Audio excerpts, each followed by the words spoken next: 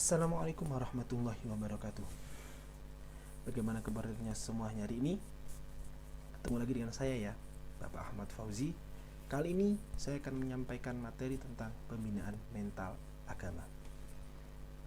Akhir-akhir ini kita sering menemukan banyak sekali perilaku-perilaku anak yang menyimpang, perilaku-perilaku seseorang yang tidak sesuai dengan ajaran agama.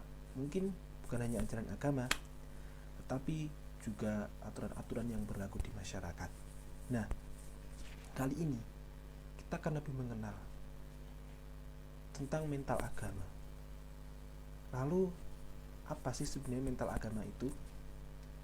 Mental agama adalah keadaan sikap spiritual seseorang yang senantiasa melahirkan tingkah laku atau perbuatan yang selaras dan sesuai dengan ajaran agama. Jadi, tingkah laku keseharian seseorang tersebut itu berpedoman pada ajaran agama yang mereka anut. Jadi bukan atas nafsu mereka, pemikiran mereka bahwa oh ini benar menurut saya, bukan, tapi benar menurut ajaran agama. Lalu apa itu ajaran agama? Jika dikumpas, ajaran agama adalah ukuran-ukuran yang menetapkan batas-batas boleh tidaknya atau baik buruknya suatu perkara. Jadi setiap perkara itu belum tentu bagus, belum tentu juga buruk, dan apa yang kita pikirkan baik belum tentu juga baik dari ajaran agama. Maka dibutuhkanlah pembinaan yang tepat agar kita itu paham bahwa memang ada yang diperbolehkan oleh agama. Terkadang apa yang baik menurut kita itu belum tentu baik untuk agama. Jadi dari segi agama itu akan ada benar sendiri. Maka setiap manusia pasti butuh mengetahui ajaran-ajaran, aturan-aturan yang berlaku di setiap agama mereka yang mereka anut. Selanjutnya, jika kita kesimpulkan,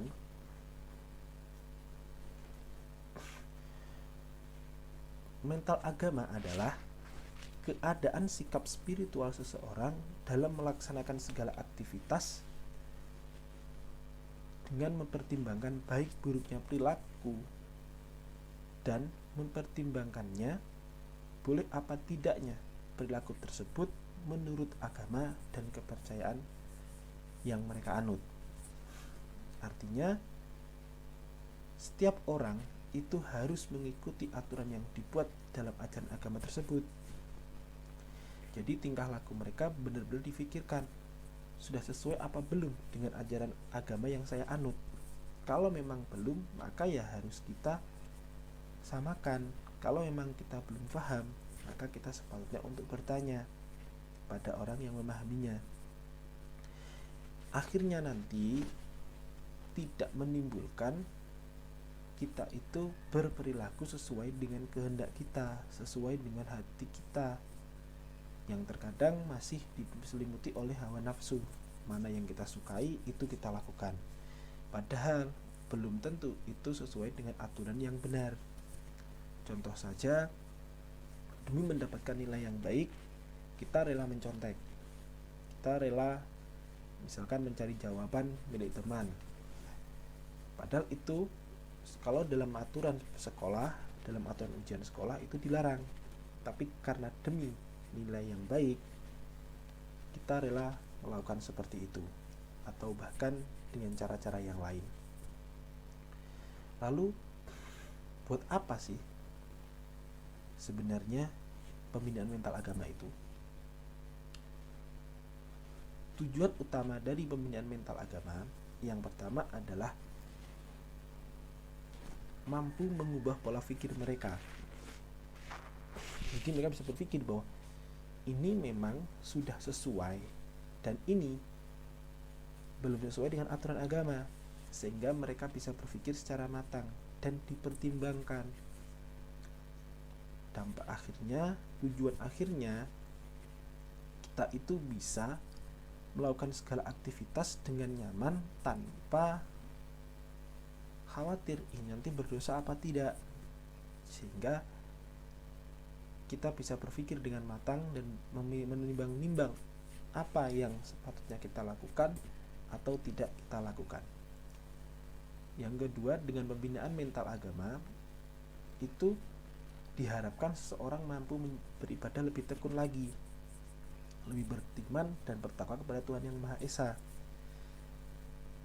Tentunya sesuai dengan ajaran-ajaran agama yang mereka anut, bukan sesuai ibadah yang kita pahami, tapi benar-benar ya aturan yang benar seperti apa. Untuk itu maka perlu ada pembinaan lebih lanjut. Artinya memang mental agama ini diperlukan dalam membina,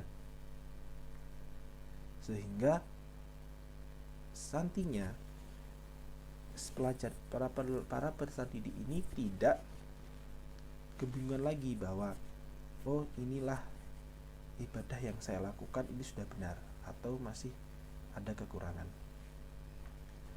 Ketiga, yakni mengubah pola pikir dan beribadah dengan tekun, akhirnya nanti merubah perilaku setiap individunya. Jadi seseorang yang sudah memiliki mental agama yang baik, dengan bertikah selalu berpikir, kemudian beribadah dengan tekun, maka perilaku dalam kehidupan sehari-harinya mereka akan jauh lebih baik, jauh lebih memikirkan bahwa saya lakukan ini sudah benar atau belum, perilaku yang saya lakukan ini menunjukkan perilaku yang agamis atau bukan, atau minimal sudah sesuai aturan agama atau belum, atau masih perlu ada yang saya perbaiki lagi agar bisa berjalan dengan beriringan, sehingga kita ini bertingkah tidak hanya mengandalkan nafsu tapi juga berlandaskan pada ajaran agama. Nah, seperti itulah tujuannya. Jadi setelah membuat pola pikir, dengan kita berpikir kita ini sebagai manusia, apa yang perlu kita lakukan? Tentunya beribadah dengan tekun. Setelah beribadah dengan tekun, maka kita bisa merubah pola pikir kita. Kesimpulannya, pembinaan mental agama bagi para pelajar bertujuan agar para pelajar ini menjadi lebih baik dalam berperilaku sehari-hari, baik di rumah, di sekolah, maupun di mana saja. Jadi dengan mental agama kita bisa berperilaku dengan sebaik-baiknya dan sejujur-jujurnya. Demikian yang bisa saya sampaikan. Semoga dari materi tersebut kita bisa mengambil hikmah dan manfaatnya. Terima kasih atas perhatiannya. Segala kekurangan saya mohon maaf yang sebesar-besarnya. Sampai jumpa di pertemuan berikutnya. Saya akhiri. Wassalamualaikum warahmatullahi wabarakatuh.